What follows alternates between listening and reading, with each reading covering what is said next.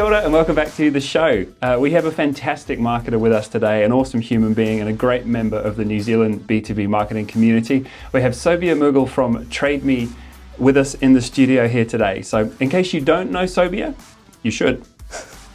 She's got 12 years behind her belt as a marketer, 2 bachelor's degrees, the cheeky masters on top of that, and a career that's spanned not-for-profit, higher education, a brief stint in FMCG, and is now B2B Marketing Manager at Trade Me. I came to know Sobia through the Marketing Association, where she chairs the Business-to-Business Special Interest Group, or the Secret Ingredient Group, as CEO John Miles calls them. And it's in that vein that we sit here talking today. It's about talking to the B2B audience, sharing some insight, and today she'll be talking to us on the topic of how B2B marketers can get the most out of their agencies. So welcome to the show. So stoked to be here. Very honored. Thank you so much for having me. Well, thank you for coming on board and putting your name to it and contributing. It's great to have you. So first and foremost, I've given a little introduction, but who is Sobia? Well, you've done a really good justice. I'll just say that. Who am I? Well, I'm obviously Sobia, and lots of people can't really pronounce my name, so I'm just going to address the elephant in the room. Sobia is pronounced like how you would say phobia, but I promise you I'm not scary. So that's kind of a really easy, nice icebreaker for people that has never met me before. Obviously, we've met. A little bit about me. I've got 12 years of experience within B2B as well as B2C. So I've actually come from B2C majority of the time. And I kind of just stumbled upon B2B within my career. I speak 4 languages, Japanese, English, Hindi, and Urdu, which has helped in my career. Wow. Yeah, so it actually definitely helps in my career because it helped me bring a new perspective and a new kind of angle that normal Kiwi marketeers may not think about. So tell us a little bit about, what do you cover and what does a day in the life look like? Day in the life, I would say 40% of my role is very much revenue-driven initiatives, growth, and 40% of my role is product marketing. Mm-hmm. So launching products, managing go-to-markets with sales director, head of products, our account managers, and our analytics team, UX research, essentially being the glue, the connector of the business and ensuring that at the end of the day, we're taking all the stakeholders along the journey. We're working with agencies as and when needed. So in terms of how Trade Me is structured, a lot of our agency work is predominantly B2C focused, so consumer focused. Trade Me is a trusted brand, as you know. That is all very much B2C focused. And of course, the brand does help in terms of halo effect for B2B. We've only just started to scratch the surface with agencies in B2B because previously we've had budget constraint and there wasn't a particular need for it. And then we were like, why don't we use agencies for B2B? That's a really, really nice way to kind of segue the conversation. First, I'm just going to reflect on something. I love that you describe yourself as the glue because I think if all B2B marketers could be in that position where they're seen as the glue, we would be light years ahead. 100%. I'd love to see that being like, the second slash on everyone's LinkedIn profile in 5 years' time. That would be awesome. I mean, that's important, right? Like without the people element, you just cannot get any buy-in. You won't get any research. You won't hear from your customers. And if you're going to have your customer aroha up front and ensure that we're doing justice by our audience, then without that glue, it's really hard to be the connector of different departments. Yeah, I find that really, really crucial. And in the B2B context, you're dependent upon everyone else. You need to have inroads and strong relationships with sales and product and whoever else. So, and commercial teams to help with, what's happening in the market. It's crucial. I'm going to look to the camera here at this point and say, make that an objective, because what you've just heard there is a fantastic career path for anyone in B2B. Do that. Yeah. Okay, cool. So let's segue into the agency piece. So when and where do you work with agencies when you're wearing the B2B hat? When I'm in the B2B hat, I've worked with agencies predominantly in the paid search space. So previously in the industry and even the B2B practices, working with agency wasn't very common unless it was an external research agency. That is very common in the B2B practice, but in terms of the media agency and media buy-in, not very common at all. I mean, it is getting common now, depending on the needs and the kind of the needs of the business and resources, But in terms of what I do, I do work with a media agency to more from a special niche perspective to grow search engine marketing for us. So if we look at some of that relationship with your media agencies and B2B, and also maybe drawing on some of your experience in the B2C camp as well, what are your main takeaways? If we were to say, what are your 3 do's and don'ts when you're working with an agency? I love this question because I have so many thoughts on this. So well, you can make it 5 if you want. Oh no, I was having a think about it in the drive here that I wanted to distill it into 3 main themes. So the top 3 do's is, with your agency, you got to consider them as your extended team member and partnership. So at the end of the day, yes, you're giving them a retainer. Yes, you're paying them for their services. But they're not just a workhorse, they're actually a part of your team member. So if you're able to kind of go into their shoes and for them to be successful in their job, they need to have the same amount of information and insight internally as well as externally. So the first theme is all about ensuring that they're a partner, and that partnership comes from great communication, sharing knowledge 2 ways, not just, hey, how did this campaign perform? Hey, tell me how I can do for the next one. It's actually, here's what we're trying to solve as a business. Here's what we found in our research. This might be helpful to you or may not be, but it may be in the future or for context. So that partnership is so critical. And that comes in the whole buy-in process as well, because you're taking them along the journey. So they're part of a team to solve a problem together. I love that. And certainly sitting on the agency side, that rings so true. Yeah. Success is something that comes out of collaboration in this context, particularly in B2B, because the markets aren't always, there's a bit of orientation that you have to put in as an agency. So having that shared knowledge, having that appreciation of this is a partnership, let's work on it together rather than please deliver this by next week. That just sets everyone up for success if you do that right. 100%. And the second part I wanted to talk about is treat them like you're onboarding an internal team member. So you go through normal onboarding processes of ways of working, how would you like to be communicated, what's the kind of feedback loop that you like, what's the cadence of our meetings. I know it's very marketing operation heavy, but until you get those tools of success correct and you kind of sense checking their ways of working and how that could influence the companies, it's gonna get really tricky when you're in a very peak high demand place and then emotions come up and the stress levels come up. So if you've already nutted that out before, you already know, cool, this is how we're going to work together. This is how the feedback is going to be delivered and when.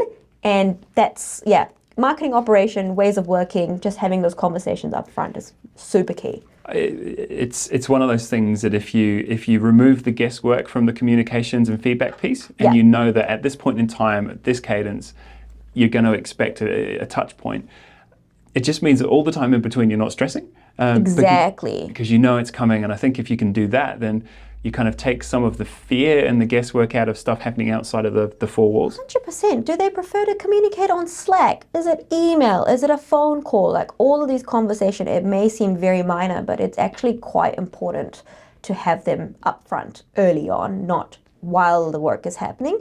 The last theme I want to talk about is not to make assumptions and not to sit on feedback. So if there is feedback, and this is from an agency perspective and client perspective, if there's something not working or if it's the creative idea hasn't quite landed, just be honest. And rather than saying, oh, how about this and that and trying to come to a solution, just explain what the issue or the concern or the challenge is and say, it's an initial reaction. Give me a couple of however many time that you need to mull over. If the initial reaction is still going to be negative in terms of where it didn't land, why it didn't land, then we need to go back to the drawing board, a tweak or whatever the next step is. But sometimes the initial reaction, when it's a bold, brave idea, you need time to let it simmer. Yep, that's a good way to put it. Yeah. Like you said, particularly if you're doing anything that's got a bit of a creative leap of faith, first impressions can be a good thing, but also you need to see if you're taking the leap of faith whether you are going to make it to the other side. Yeah, totally. And you just got to trust the subject matter expertise. Obviously, if hasn't landed, and if it goes out in the wild and if it's failed, you're probably not going to repeat. But you've just got to trust your subject matter expertise. So you touched on a really interesting point there, which is failure. And there's obviously that paradox that if you don't fail, you may never get to where you need to. If you don't try, you'll never fail. All of that. So how do you approach the conversation when it doesn't hit the mark, or when something isn't working? I think for me personally, I'll give you a personal example and a work example. Personally, communication to me is really important. It's just to be upfront about, hey, if I don't want to use the word like failure to the stakeholder or the person that I'm speaking with, but I would say, hey, this didn't quite work because XYZ result is what we were expecting and XYZ result is what we actually got. Here's a couple of micro reasons why it didn't work. Here's kind of a bit of a retrospective of what did work within the whole project and what could have been better. And then future thinking, we'll take these learnings for future projects. So that's kind of more of a personal thing of where if it didn't work, that's okay, and just talk about it. It makes complete sense. I mean, we have the exact same mindset here that Nice. the only thing worse than failure is never having tried. So sometimes you've got to take a bit of a punt, even though it's they're a well-informed one. But failure it's a part of the process. And 100%. Innovation cannot happen without failing. Yeah. Essentially. Yeah. Yeah. It's a bit of a process. So I really like those 3 do's. So I'm going to flip the question around now. And what are the categorical must-avoids? Must-avoids in terms of a working relationship with an agency. I think I touched on it a little bit earlier, but I didn't really flesh on it. But don't assume that they know things. One is never have the assumption that they know the business inside out, because they may have not asked, but don't assume. So I would say if there is a particular project, for example, hey, we want to do X for the Trade Me Jobs business, don't assume they know all the subcategories of our customers and our target audience. They might have one assumption, so just triple check that. Be like, hey, what do you know about Trade Me Jobs? What do you know about our pain points of our audience? Did you know it's like that? And if they're confidently answering it, awesome. You've got evidence to back up that this is exactly what their understanding is and the needs of the business.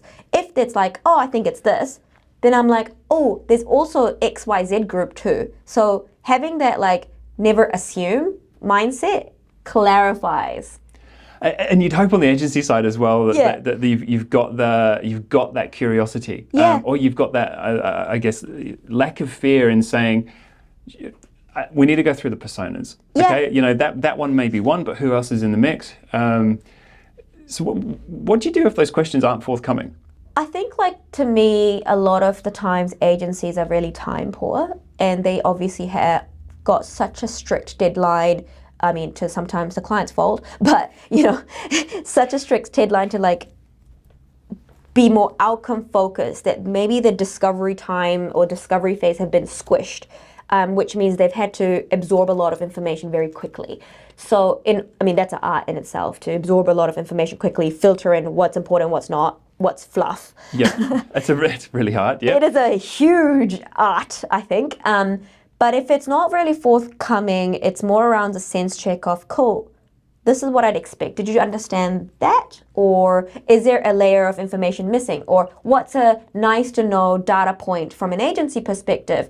Is it click-through rates? Is it more around the pain points of a customer? Is it customer sentiment metrics? What metrics are important to you? Because what's important to an agency might not be important to the client, but we might have that information to give. I'm with you, yeah. So it's about understanding what each of you are kind of using as a frame of reference. Correct. Yeah, okay. So what tools would you put in that arsenal? I mean, you talk about inducting an agency like you would a member of staff. So whether it's a member of staff or an agency, what are the things from your strategy that those people must have absorbed before they're allowed to even touch anything? Definitely the business strategy. Good. That is 101 marketing. Good. To know what the business wants to achieve, who they're going after, what are the kind of gotchas in terms of like, hey, here's a limitation of what we can't do because of XYZ. So business strategy, short term as well as long term. So within the next year versus way beyond in the future. I think that's an important thing in marketing as well, because a lot of the tenure of marketing managers is 18 months, 2 years, which means that often when you have that changing of the guard, you don't retain the groundswell of work that's been done to support that 5-year strategy. Totally. And it's a real difficult thing to see sometimes. Yeah. Case in point, without throwing anyone under the bus, there's a cafe in town here. There's a really good cafe. Yeah. It was an established, it's a vegan cafe, right? Okay. It's pink. It's bright pink. Everything inside, the coffee machine is pink. The whole thing has been decked out. It's just changed hands. And overnight it's become orange. And it's a strange thing to reference because it may not change the outcome, but it was a cost that really needn't have been absorbed. I have so many questions. Yeah. I have so many questions. Why? Yeah. But I guess this is it. I think this is the big thing, and it plays out in marketing manager roles as well, is that you're like, right, I've got the reins, I'm going to put my mark on it. Which in New Zealand, and particularly in B2B, it's different to if you've gone through, if you've worked in FMCG, and like the Nestle's and whatever else of the world, it's indoctrinated in you that the brand matters 250 times more than you. Yeah.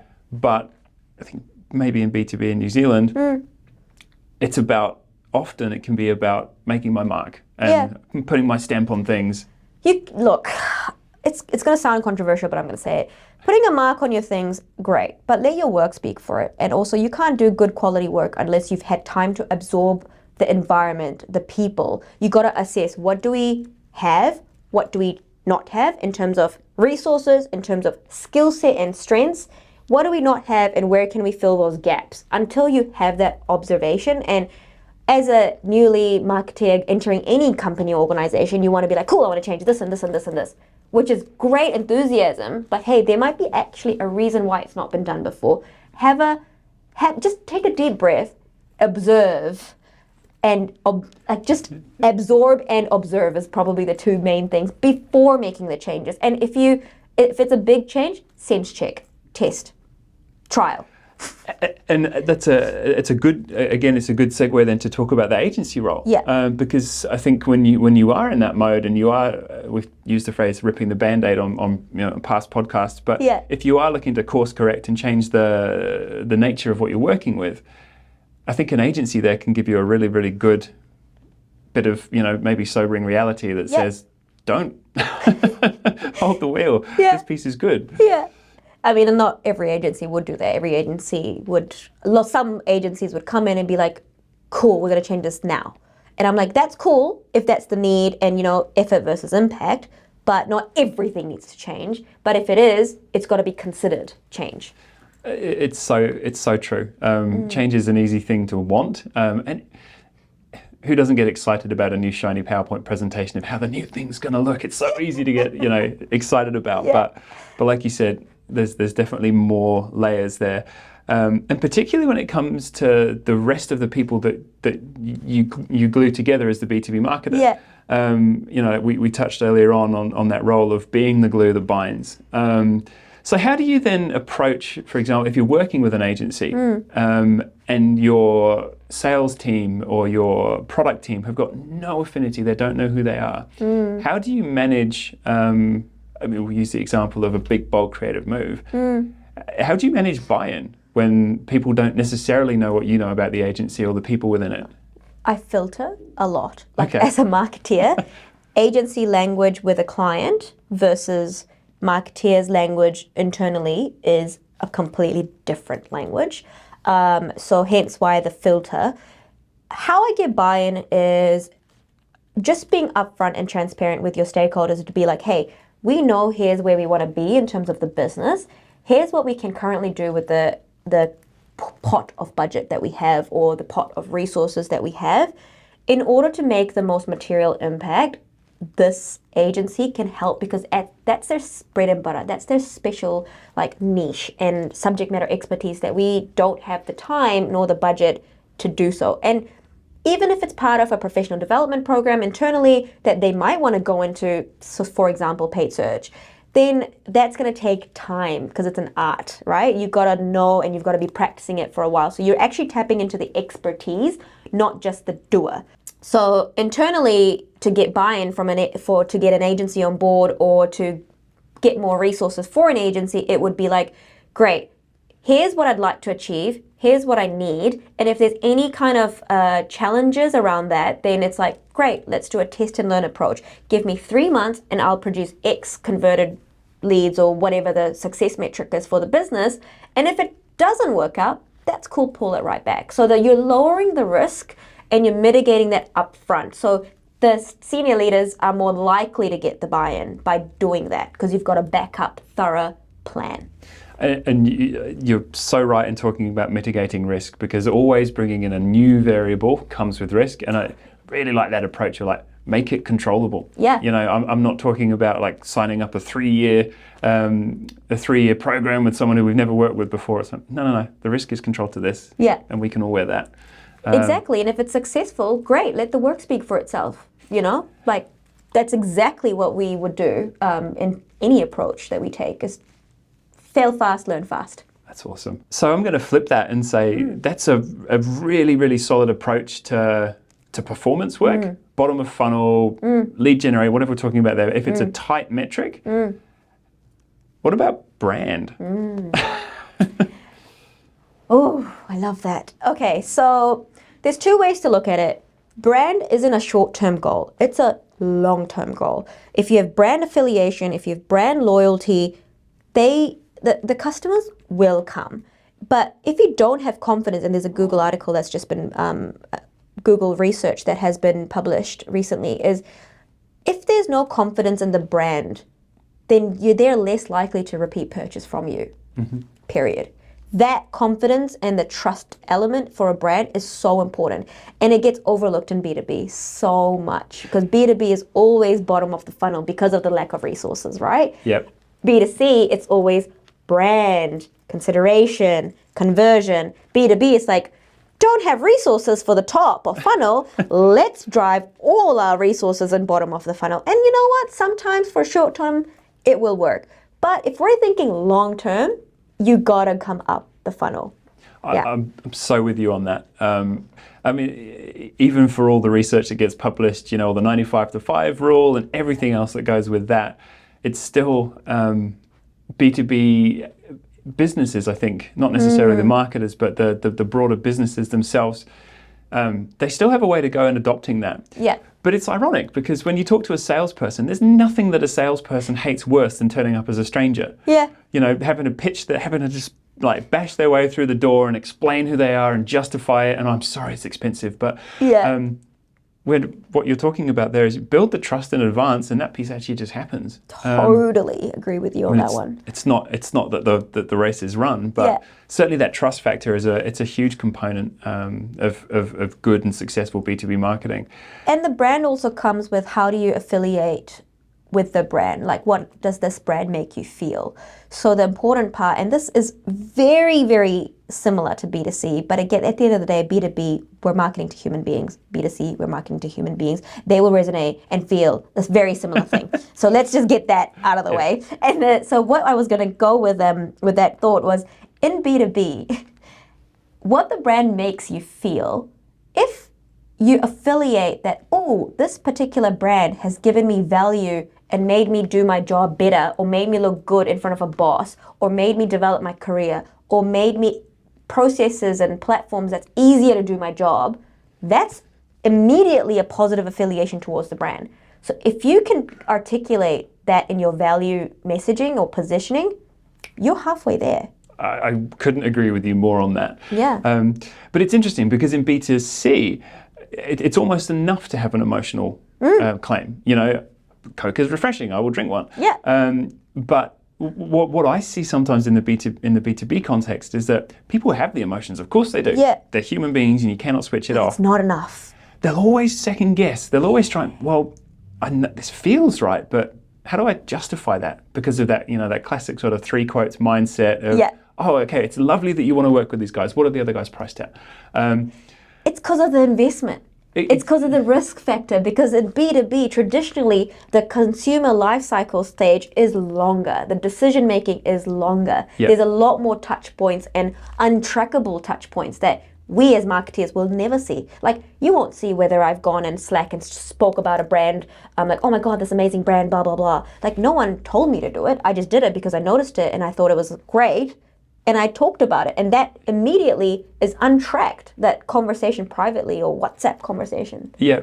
So it's in B2C, it's very different because depending on the product that you're selling or services that you're selling, it's very short term, like you consume the good and then you feel great about it and then that's it. Job done.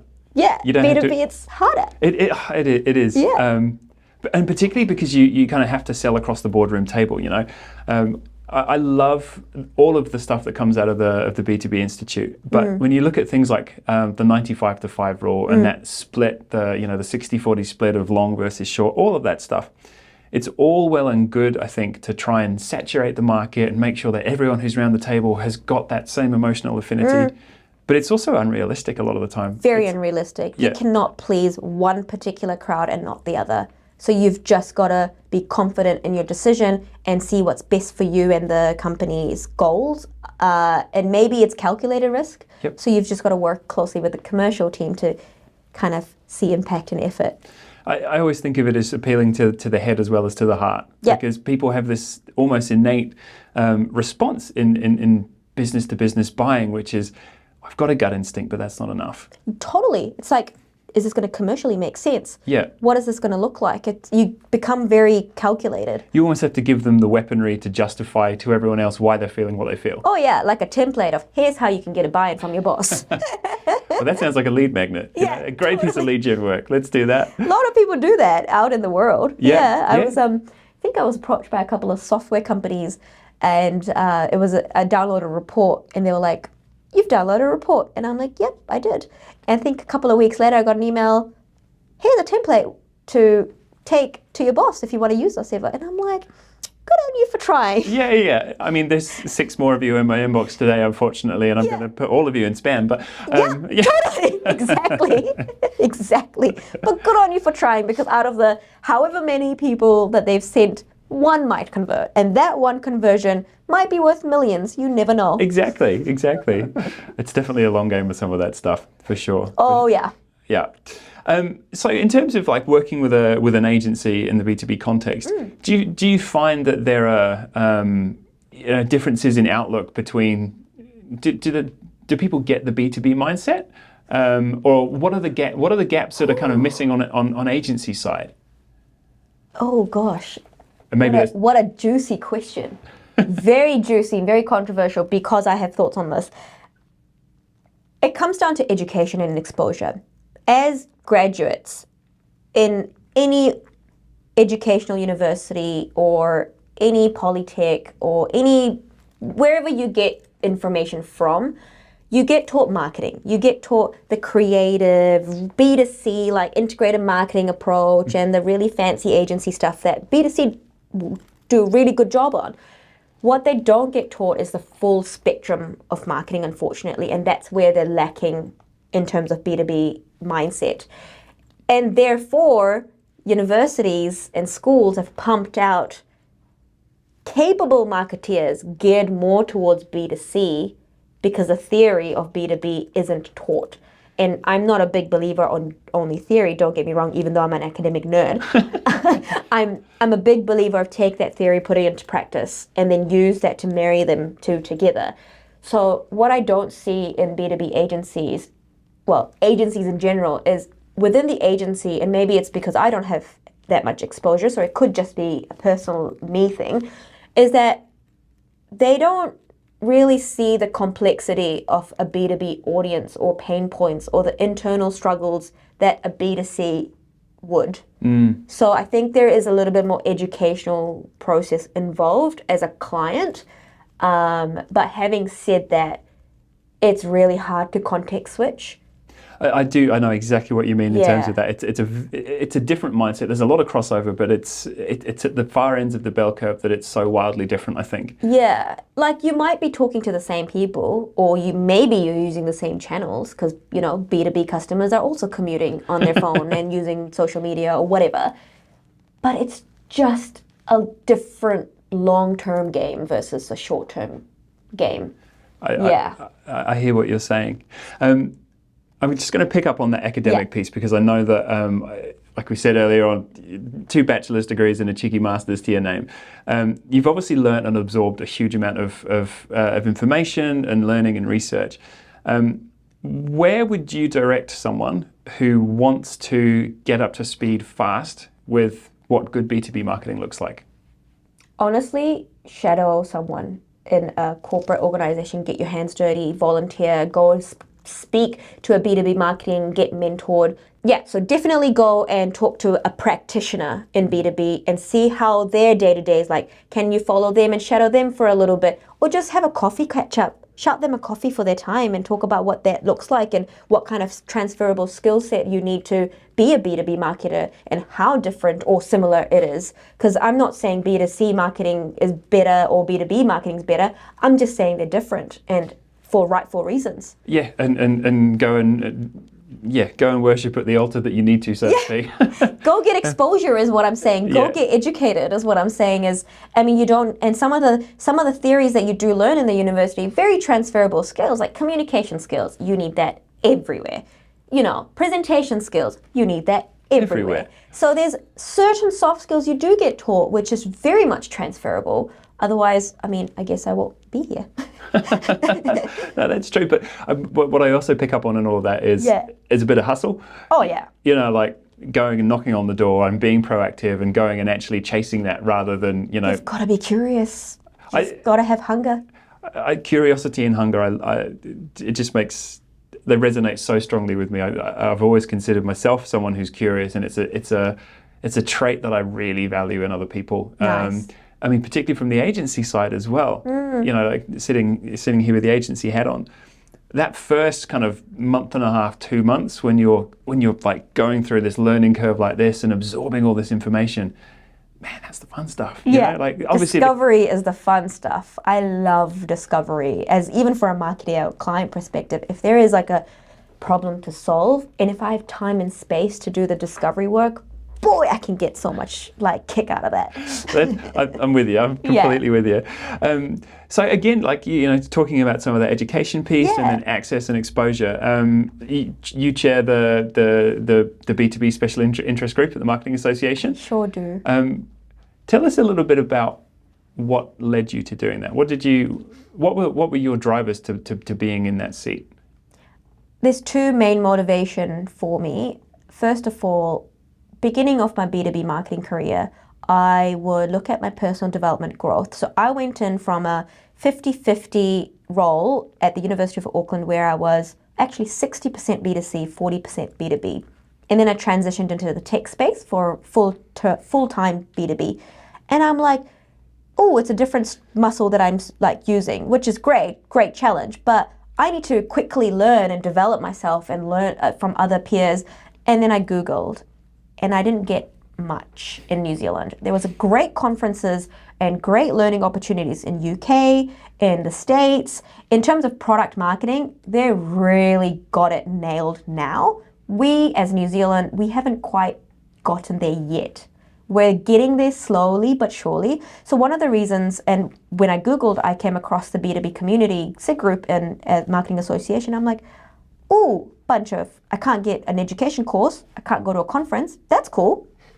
I'm going to go tap into this. Joined it as a member, loved the fact that I was able to speak to other B2B marketers in different industries, different roles, different seniorities. I learned and gained so much more from that conversation than I would have in any other matter. And I'm like, I'm really passionate about this space. So what I'm going to do next is influence the B2B marketing community in New Zealand, and that's kind of what led me to where I am. Both with the Marketing Association and sitting here in this room. I have so much respect for the time and energy that you put into that group. And now that I kind of understand some of your backstory as well, yeah, it's an awesome thing that you're doing there and across the board. Oh, thank you. And it's not just the marketing community, it's also keeping that academic lens on. So to give you an example, I'm very active in the research and marketing space. So I've got connections within the University of Auckland, some in the Massey, and I like to offer my services, even if it's voluntary, to be like, hey, I'd love to talk to your students about X, Y, Z. And that next week I'm talking about B2B marketing at the University of Auckland, which is going to be great. So I like to keep active in the academic space too. So not only is it just peer level, it's also from a junior graduates level too, because I'm just passionate that B2B marketing needs to be known as a career pathway, as a successful career trajectory, because it's not right now. I'm completely with you. We work with the University of Waikato down here, and they do a great job. And it's a fantastic degree, the ones that they put on down here. But again, the B2B marketing piece is it's like the poor cousin. It's like, one module, or not even a module, it's like one lesson out of the module, so to speak. Do you know why that is? I'm asking you because I have an answer for it, but I reckon it's because B2B doesn't get mass exposure. Our work in B2B isn't for the mass audience, so we don't get seen in that space. It's so true.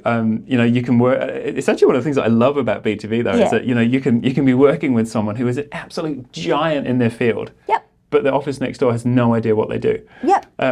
Exactly. But it's part of I think it's part of the challenge as a B2B marketer and even as an agency. If you want to do work that everyone in the country knows, don't work on lawnmower blades. No, don't work for an industry-based partner. Absolutely. So it would be really good to try and champion, I guess, and create some visibility around what good B2B marketing looks like, because there is some really good stuff in New Zealand. And 100%. We have businesses here that, every so often this thing just bubbles up onto your radar and you're like, oh, look, there's another world leader. Yeah. Oh, look, down in Dunedin, they've got 73 employees and I'd never heard that they existed. So cool. But I think, again, that's part of the challenge for New Zealand in the long run, because with a market of 5 million, often for B2B businesses, the market ain't here. Yep. It's build a base here, validate here, and then access overseas. But then the challenge that you have with that is that you're going into markets like you were talking about, where they're much more established, they're much more advanced in product marketing and RevOps and everything else like that. So I think B2B feels actually critical to the success of some of our most exciting and fast-moving companies. I agree with you on that. If you even just Google product marketing in New Zealand, you'll only see tech marketeers, which, yes, that's standard. But you don't see product marketing in many other industries outside of SaaS. And that's just really sad. Sad for SaaS. Yes. Yeah. Sad for SaaS? No, I think that's the wrong way around. Yeah. It's sad for everyone else. Yeah, sad for everybody else. Sad not for SaaS. yeah, SaaS has got it all kind of down pat. It's definitely the most established, I think. Yeah, correct. But product marketing is one of the key foundations of B2B marketing, if you can't launch a product to your customer who has the longest lead time, what are you doing? Brand awareness is great, but you also need to have that product marketing skill set too. So it's got to be hand in hand. It can't just be siloed. And that's a difficult part, I think, of working with an agency in B2B. Like you said, you've got long sales cycles. The work that you do now might not bear fruit for 18 months. And even then, that might just be starting a conversation, which is scoping and research. Yeah, there's a difference between marketing qualified leads and sales qualified leads. There's different criterias. Yeah, correct. But that's fantastic. Are there any other sort of thoughts that you'd want to share with the audience here around the topic of working with your agency, getting yourself up to a level where you can, or helping them? I think the top tip would be, if you're not getting the best out of your client to do your job, ask. If you're saying, hey, I can't meet this deadline because here's my blockers, just be honest with your client. I know that agencies sometimes like to hold themselves must deliver and we'll do it, and a bit of a tall poppy syndrome sometimes, but just be vulnerable and say like, hey, I'm afraid I can't get this done because of X, Y, Z.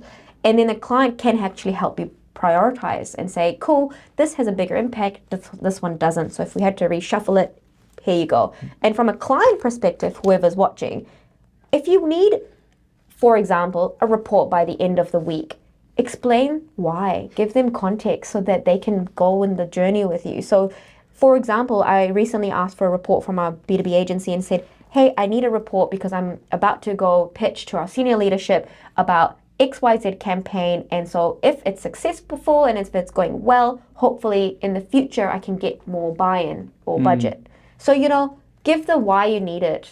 Yeah, not just Thursday afternoon, can I have it tomorrow? No. Unreasonable. Unreasonable. But once in a very rare occasion, it will happen, and that's okay. And if you understand that as well, then, as the agency, you just haul ass and get it done. Yeah, I mean, if it's a habit thing, then... But you're absolutely right that understanding breeds appreciation. If I can understand the context that you're in and what you're trying to achieve, as opposed to kind of have a report, which from the agency side is like, oh God, red flag, what are we doing wrong? Then I think that's definitely the foundations for a good, solid relationship. Totally. And something that can carry both of you forward. And it's not the agency's fault if something goes flop. Depends on what it is. But it's also like, hey, these metrics didn't quite land. It's probably because of the macroeconomy, or, it's election time, or it's XYZ time. So it's not the best timing to spend on this channel or that channel. So having that understanding and layer as well, it's just really good to have that. Completely with you. So we'll wrap that up. I mean, thank you so much for coming in and joining me today. It's been a really, really interesting conversation, and I think for anyone who's in the B2B seat or new in the B2B seat particularly, I think there's so much to take away from what you've said here. You've got things like building a relationship and a partnership with your agency. I love that approach of treating them like an inducted employee and making sure that they're empowered with knowledge and that they're empowering you with knowledge. But that goes both ways. Again, I really, really like the approach of de-risk some of the way that you pitch it in. When you're working with the leadership team and they don't have the proximity to the marketing speak and all that stuff, just remove the risk and make it easy for everyone to have a crack. And then the one thing that stands out above all of this is let the work do the talking. So is there anything that you would ask of our audience that we haven't covered off in the conversation here? Anything that would help client-side marketers or agency-side marketers get further and faster? Great question. I'd love to know from the audience, what are the tools or topics in B2B marketing, whether you're thinking about a career in B2B marketing or whether you're in the B2B marketing community, that New Zealand is lacking? Because that's something we can influence as special interest groups in Marketing Association.